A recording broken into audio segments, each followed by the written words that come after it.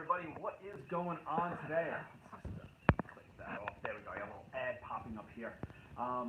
Stano's Garage, episode 9. Next week, episode 10 is kind of cool. So we've gone through 10 of these, which means 9 weeks of quarantine so far. Maybe more, because I started these a little late. And so it's pretty interesting stuff. I've been busy, real busy, doing a bunch of things that I'm going to kind of keep you updated on that are really neat. First thing, I went through all the videos that you guys made, and they are awesome. Some of them, like Kylie's was awesome. Mary's was awesome. Those are like a couple I saw today. They were, I don't know. Hey, what's going on? Really cool stuff. Awesome videos. It was awesome, like Liam making the fence. Some really cool stuff. Olcott cooking was an awesome one. Kuchia too. I was like, they were impressive. Definitely impressive. So I'm real happy that they're all in and done. So now we just got a few weeks left, a couple weeks left to kind of round out. So I'm kind of in the process of figuring out what we're going to do that's going to kind of end on a high note for this year and get us out and done. So I'm hoping to have that all figured out within the next day or two. That'll be posted Monday. So that's that. Let's get back to what's going on. So I've been using the plasma cutter probably every single day, a few hours each day ever since I got it. It's been a lot. There's been a lot going on. Initially, I had issues with consumables, and I'll show you the inside portions or part of the inside portions of the plasma cutter where they went wrong. So it's been a little bit of a learning curve with that, and then just make tons of stuff and signs, which I was not expected to be doing, which brings me to basically the SIM course, so the Computer Integrated Manufacturing course, being really IED as well. Hey, Kyle, what's going on?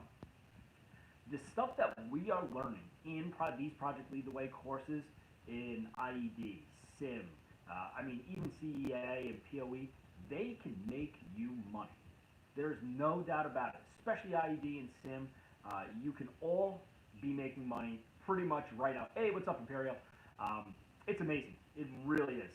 The stuff with Inventor transfers right over to Fusion 360. So it's pretty awesome that you can design and make your own stuff. And I'm going to go through basically what's happened this past week that has made me money and has kept me like super busy. So, yeah, your video was pretty good too on the making all the stuff with the Vex VR. So let's get into it. So about a week ago, I had made a sign. I'm into Gravely tractors. Let's see. Let's take a look. The Gravely tractors out there. Switch these around. There you go. You can see them out there. Into these Gravely tractors. And about a week ago, I made a sign. This is the sign I made. So I made this Gravely sign. There you go. I made that and painted it red. Nothing too crazy. It's made out of this 1/8" diamond plate. It's nice and heavy. I welded some washers onto the back to hang it. And that's it. Well, I posted that sign up. Just gotta switch music. I posted that sign up to a forum and a Gravely group I'm in on Facebook. Immediately, then I was bombarded with requests for Gravely signs. So I was like, all right, let's do it. I already had the file. It was easy enough to do. I scaled it down maybe a 1/4 inch all the way around because they were 6 by 24 exactly. And I was like, if I go slightly smaller, 1/4 inch, I know that I can get a bunch out of a 4 by 8 sheet of steel diamond plate, which is what I cut them out, and I'll show a picture of that in a little bit. I have half left. So I figured, hey, what's up, Kylie? I gave you a shout out earlier for your video. It was awesome. So a 4 by 8 sheet of steel diamond plate goes for $170 plus tax. You're looking at around $184. Out of that 4 by 8 sheet, I can cut 32 signs. So I was like, all right, I just need to. Okay, I got something on my side of my head again. There we go. Out of a 4 by 8 sheet, I can cut 32 of them. So I need to come up with a price. I had to pay for some consumables and some other stuff. So I came up with a price that I thought was fair, and then I had to figure out shipping too, which is a whole adventure in itself as well. And started basically making them. I sold 2 are already ready for packaging, and I have a pile of them. Let's take a look over here. So here's the pile of more Gravely signs. I have 12 sold already. That means they are completely paid for at the moment. You can see, let's take a look around to start. My scrap pile is growing bigger. And you can see, special request. Here's another Gravely one. here's where my consumables started getting messed up. So I was like, let's change out. So the amount of waste that I'm getting is next to nothing out of that $170 sheet or 4x8 sheet. This is half a sheet left of that steel diamond plate. So you can see here, pretty thick stuff. It's heavy, and it's pretty cool. So I basically figured out a way to make money selling Gravely signs, which then transpired into some of those John Deere ones. Let's take a look at the John Deere ones down here, which those will probably sell too because people love John Deere tractors. So there they are. Those are just ready to get painted as well, and some people just don't want them painted, which is pretty cool. So I had to come up with a price, which is what we do in the manufacturing course. It's what we do, and based on that, and then I had to come up with shipping them. I've always shipped stuff before, but I've never had to ship a lot of the same things. So I went out and bought a postal scale. I had to find it by package dimensions. Let's take a look at that too. I have that stuff all set up too. I have two ready to go out for the postman as soon as he comes. So here, all packaged up. I had to come up with a system of packaging these. So these is bubble wrapped and then wrapped with brown paper bags. There's a lot of them ever since this COVID thing. So the brown paper bag was a very cheap way of coming up with packaging, and then just packaging tape. All that I had to figure into the price. I am probably close to, if not more than doubling the amount of money I'm making that goes into them. So that's pretty awesome. It's pretty good. So I'm happy with that. And I even have this extra metal left over that now someone asked me to make a couple of signs for as well. So I've been doing all of this work with two programs, majority, Adobe Illustrator and Fusion 360. Fusion 360 is basically the same as Inventor. They are much different. One's cloud-based and one is not. They work the same. So if you can use Autodesk, you can use Fusion. It's pretty cool. And then I post all of that stuff out to the plasma machine, and it cuts them. I haven't had any issues. The only issues I've had are with consumables. I'm going to open up and show you some consumables here for the plasma cutter. This was a little bit of trial and error. There are charts that basically tell you how fast to cut, like your feed rate to the sim people. Everything else right here. I'm trying to open up this little container. It's not. There we go. So let's take a look at some of the consumables here. So inside the plasma torch, you have these electrodes right here. This electrode, you can see it's got a little divot there, and on this side, a little divot as well. That should not be there. So this burns out. This helps create an arc that goes through. Come on. Won't come out. This little nozzle right here. Now, this little nozzle, I believe, is 1 millimeter, and this is actually bad. Doesn't look too bad, it's bad. So I ended up buying all these consumables right here, and ever since I've tweaked my settings, no issues whatsoever. I'm on the same set. For these little pieces right here, 90 bucks for all of these. So it's a lot. You can go on eBay, get them a little bit cheaper, which I did right after. So it was a little bit of a learning curve with that. Otherwise, that's it. The pricing, the shipping, all the same thing. A little bit of a curve on that, trying to be fair with prices, and also at the same time coming up with a way of shipping them that basically isn't going to kill people with the price. And that's pretty it. So, I mean, I don't know. You can make stuff, you can sell them. Yesterday, I actually was working on something with a buddy of mine. He's making up a pulp bar in his backyard.